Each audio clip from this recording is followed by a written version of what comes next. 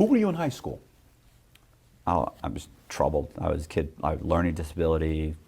My dad was an alcoholic. I mean, it was, But were you selling weed? Were you the No. guy? I've were you never- in the I've gangs? never- Were you never were you been in a trouble. 4.0 GPA guy? Were you No, I was getting C's in high. I went to a school with about 25 kids in it for Private. private kids with learning disabilities, and I end up graduating there barely. I mean, with C's. End up going to college, and got a degree in fine arts. And You said USF? Where was it? USF. Yeah. It did great at USF, but like I said, when I graduated, there wasn't much I could do in the business world. But who were you? Like, meaning, did you have a temper? Were you not good with authority? Did you get pissed off with your dad? Did you have a falling out with your dad? Did you have a point to prove? You're like, screw the world. Which one were you? No, I mean, I definitely wanted to try and get respect from my father. He was a big influence in my life, but he was an alcoholic. He would go on binges, like 2-3 week binges, and then he'd be sober for 3 months and be a great guy. But he was belligerent. My mom used to call him, he'd give you a tongue lashing. He wouldn't spank you or anything, but he'd talk to you like you were just a dog. So, and I've got a learning disability. I go to school with very little kids, and there are only a few kids that are even close to my age. They're spread out throughout Tampa, so I don't really have a lot of friends. So I mean, it's I would say I was a troubled kid, but I wasn't getting in trouble. I wasn't Not a doing drug guy. No, never into drugs, nothing Girls? like that. Yeah, I had a lot of girlfriends. Okay, so were you a party guy or no? No, Not really. no, Just it was girlfriends. Just girlfriends. Sports?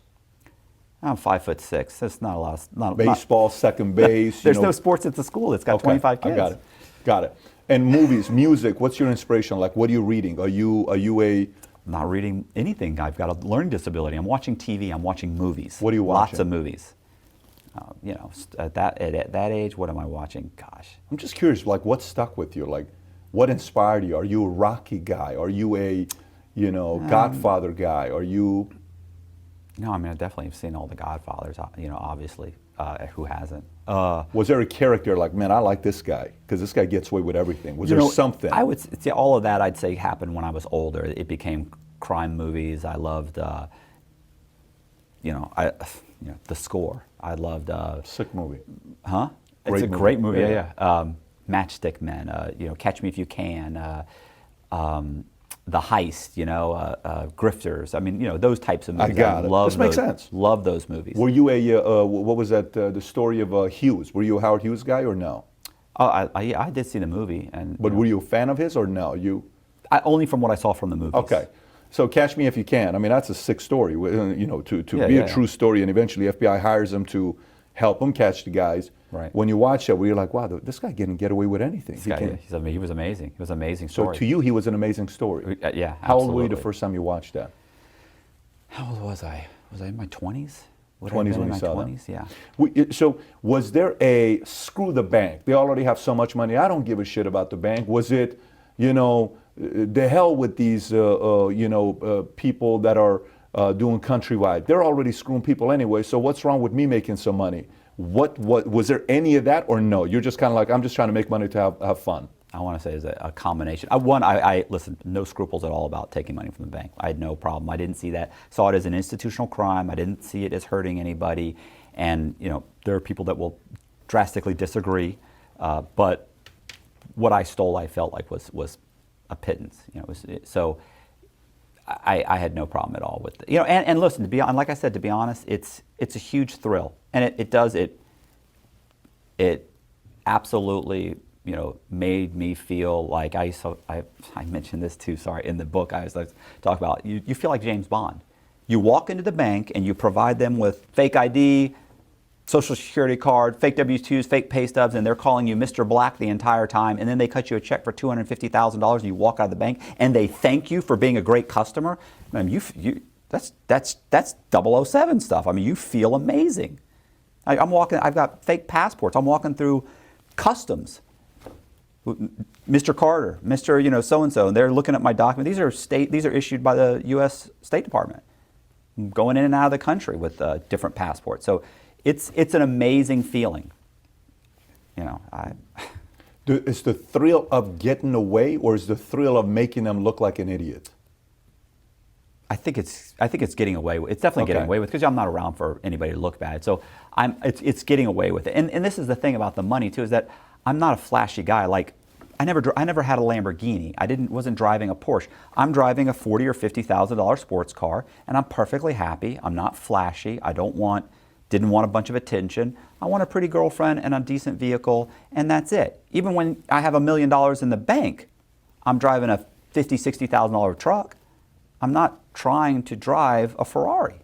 It just wasn't my style. I'm not looking for the attention. Are you running? Are you running with a crew? Like, are you partying with a group of you? Well, by the time I start my own mortgage company, we have a fairly tight knit group, and everybody's kind of, they all know. You've got realtors, you've got a group of realtors, you've got a couple of appraisers, you've got some underwriters that you're dealing with.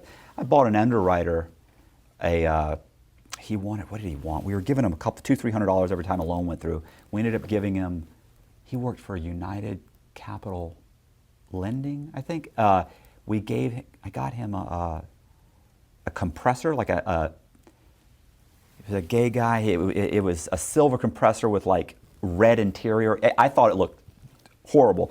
He said, I want this car. You get me that car, you make all the payments, you get me the car. He said, everything you have goes straight through. It did too. It was a good 6 months. So Everything you put, it's going to go through. provided it looked right. Like, I mean, he's getting it. He's saying, look, change this, call the appraiser. He's fixing it, and he's like, send it to me. Now it's Anything happened to him when you got caught, or no? Like, I have when you no went idea. down, did a lot of people go down, or no? No, because what happened was when I took off on the run, because I was on the run for 3 years. So while I was on the run, the FBI was waiting to catch me. So they're investigating, but they're really waiting to catch me because everybody's just going to blame me. So they're thinking if we catch Cox, now you can't blame Cox because we're going to threaten to give this guy 50 years. He's going to give up everybody. So these guys are giving me up they're talking to them, they're all saying it was Matt, I didn't know. It was Matt, I didn't know. So they're thinking when we grab him, and listen, when they grabbed me, they had a stack. You know what FBI 302s are? Mm-mm. That's the name of the interviews that they get. They call them FBI, it's a 302. I had 302 forms and I have MOI forms, a memorandum of interviews from the Secret Service. And I mean, I had a stack. Everybody had given me up. But of course, most of them they'd given me up by covering themselves. Yes, I did this, but Matt had told me this. So I didn't know. So wasn't aware of what he was doing.